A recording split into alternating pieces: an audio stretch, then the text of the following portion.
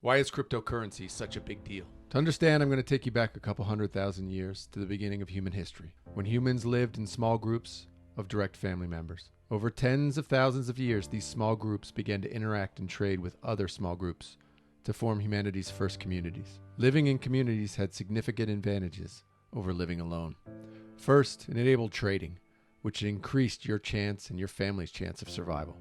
Second, it allowed you to hang out with more people, more friends, more romantic relationships. People have always loved people. Small problem. Larger groups bring bigger conflicts. People stole stuff and people hurt other people. Of course, this has always existed. But when you were living with just your close family members, those conflicts could be resolved internally. But with the humans forming communities, this presented a problem. Luckily, those early humans, being smart just like us, came up with some brilliant ideas. The first one was to have one person, call him a chief or a king, rule over the entire community. This person would set the rules and have the power to enforce the rules. So if I stole your stuff, you'd get your stuff back. If you hurt me, you'd get punished. Hopefully, this would deter others from doing the same. And it worked pretty well, especially when it came to the guy in power. He had power over the group. Pretty great, right? But this power was always in check, because the group could remove him at any time. Don't like the rules? He's gone. Don't like the way he hands out punishment? Gone. If the ruler in any way failed to live up to the group's expectations, he was gone. Now, that's not to say it was perfect or without flaws. Of course, the rulers abused their power.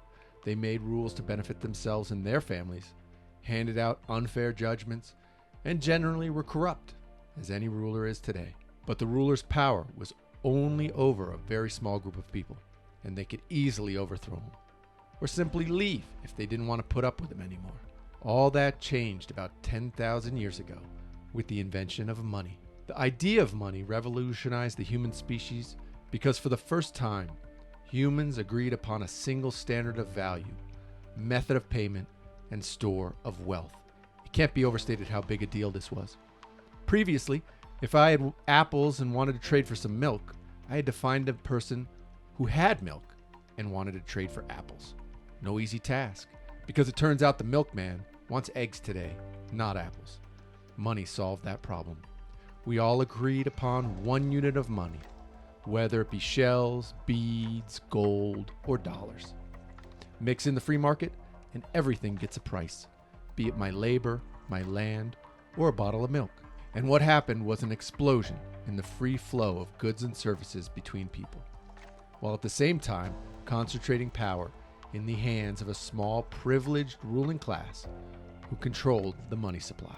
It went on for thousands of years, causing the rise and fall of empires and the rise and fall of their money, until one day, people got sick of being under someone else's rule, and the first democracies and republics were formed, allowing for the first time in thousands of years, people to control who would rule over them, providing more freedom from their rulers to the average human than at any point in the previous thousands of years. But then realization set in. The rulers we elect always consolidate power, and they use the control over the money as a means to strengthen their power, to enrich themselves, their families, their friends, and their corporations, to the detriment of the people who they are supposed to be serving. This always happens. It's unavoidable because it's built into our human DNA.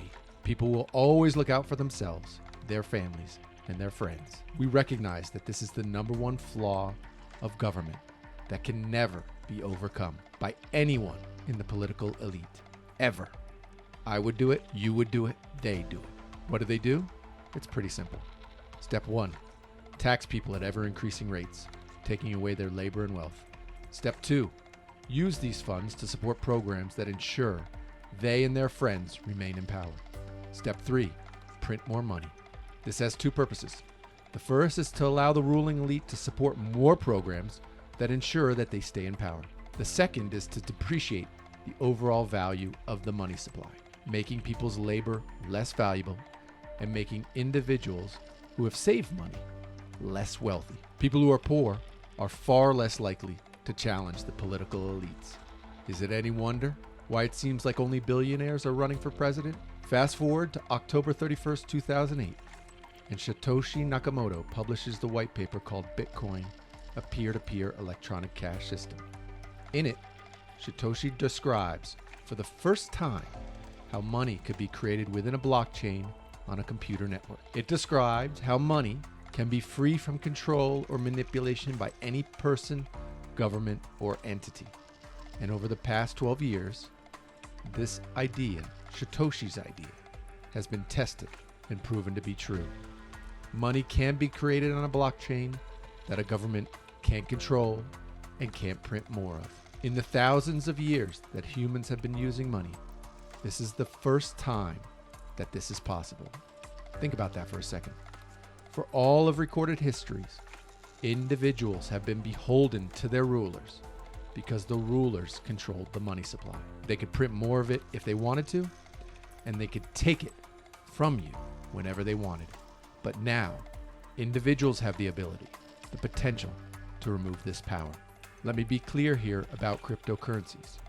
Bitcoin, Satoshi's invention, is one of thousands of cryptocurrencies, and more are being created every day, each with different positives and negatives. Some are fast and inexpensive to trade, others are completely anonymous. Others, like Dogecoin, were created merely as a joke. We are only 12 years into the development of cryptocurrencies. No one knows which one people will choose to use. Will it be Bitcoin? Possibly. It's also possible that we will use a basket of many different cryptocurrencies. It may evolve over time, just like currencies in the past. First we use shells, then beads, then ducats, then dollars. You get the idea.